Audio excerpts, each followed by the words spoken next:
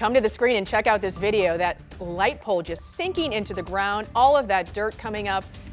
This is in the Alton soccer field, right in the middle of it. This is our drone video. We're going to take a closer look at what caused this 100-foot wide hole. Thank you for joining us. I'm Ann Allred. Mike Bush has the night off. The collapse happened this morning at the Gordon Moore Park soccer fields. That park sits just off Illinois Route 111 between Alton and Bethalto.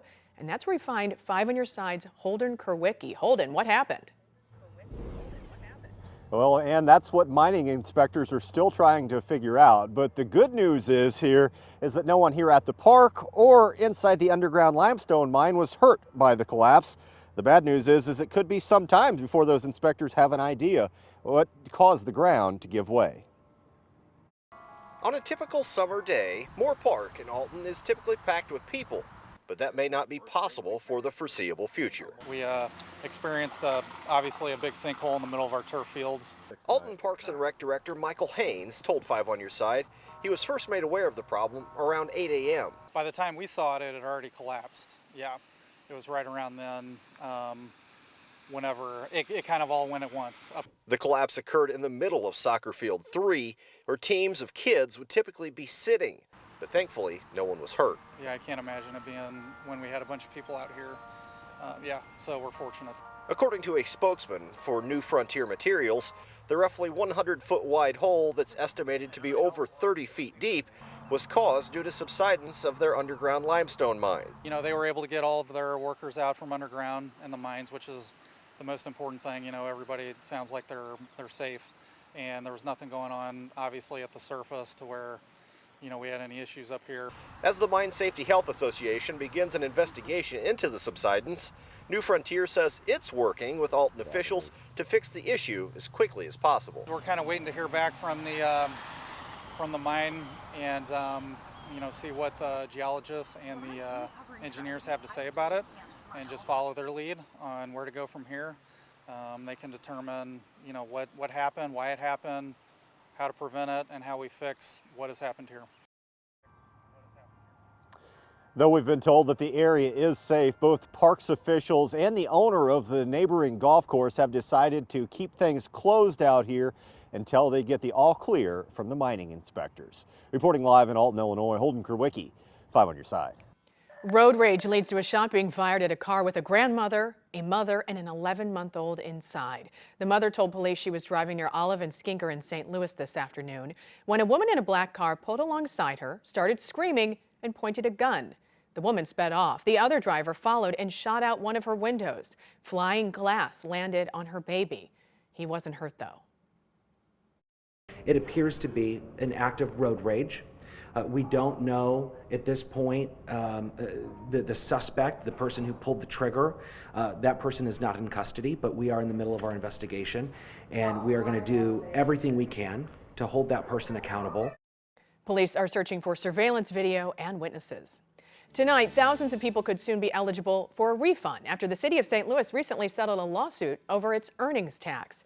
Our Justina Cornell joins us in studio to share who is eligible and what you'll need to get some cash back. Justina. And 6 remote workers filed a lawsuit against St. Louis City for being taxed while doing work remotely outside of the city limits during the pandemic. A settlement resulted in a refund process, and that will begin in just a few days. This is on you as an individual taxpayer to either do it yourself or hire a tax professional. St. Louis City's refund application for remote tax earnings starts July 1st. Attorney Mark Milton fought the city after it taxed non-resident remote workers 1% of their earnings during the pandemic.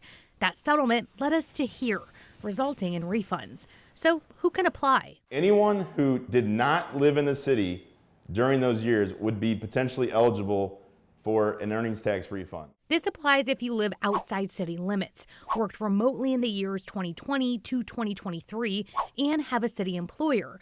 And you'll need several items. One is the E1R form for each tax year, which can be found on the Collector of Revenue's website. You will also need to provide the number of days, and that's whole days, that you worked outside the city. Some people have fob records that they can get showing how many times they went into their their door or their parking garage, things like that. So again, it does require some work on the taxpayers' end to be able to get these refunds. A W-2 form is also needed for each year. You also need your employer to certify the number of days you worked outside the city. 100,000 people are predicted to be affected.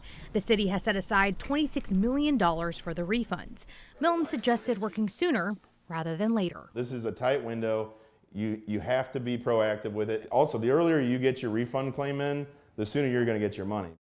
That refund process begins July 1st and it will end September 30th. We're told even if you worked one day remotely, you can still apply. A Metro East school district is cracking down on students using cell phones. Tonight, they're hoping more schools will do the same. 5 on your side's Megan Kernan joins us in studio after speaking with the superintendent of Edwardsville schools about his push to ban cell phones on campus. Megan? And the Edwardsville District 7 superintendent says they already have a policy that does not allow cell phones in class, but it hasn't been working. Now with the new proposal, they hope to keep students focused and protect their mental health in schools across the state. We heard loudly from our teachers last year that cell phones were a major distraction in helping them to keep students' attention. A push to ban cell phones in the classroom. The Board of Education at the Edwardsville School District 7 recently passed a resolution to do exactly that. If passed, District Superintendent Dr. Patrick Shelton says each school district will be required to create a policy that would limit the use of cell phones during class time, with the exception of monitoring a health condition. They approved the resolution to recommend to the Illinois Association of School Boards that they put forth a resolution. It really is creating a place of advocacy for the school boards across the state to ask for legislation that would limit the use of cell phones in school, whether it's collecting them, having a place to put them, whether it's a cell phone locker or a pouch or somewhere. Dr. Shelton says the two main reasons are to keep students focused and to better their mental health. There's their own mental health and the level of anxiety, because we know that the use of cell phones and increase in anxiety in our teens has paralleled. There's also the communication aspect in schools, where we know that there have been incidents of bullying, there have been incidents of students coordinating certain activities using cell phones. And so all that does is distract from education. Shelton says the proposal would allow students to easily get to their phones in case of emergency. The first thing we're gonna do is say, can you just keep it in your backpack? So that's obviously that will limit distractions, hopefully limit notifications, and then they still have access if they need it. The Edwardsville School Board will present the proposal to the Illinois Association of School Boards in November. And then from there, it'll come down to a vote from school board representatives across the state. Either way, Dr. Shelton says their district will implement the new plan. Coming up, another piece of Chesterfield Mall going away, the popular restaurant closing later this summer. Plus, looking for some old theater props where you can buy a whole bunch of them right now.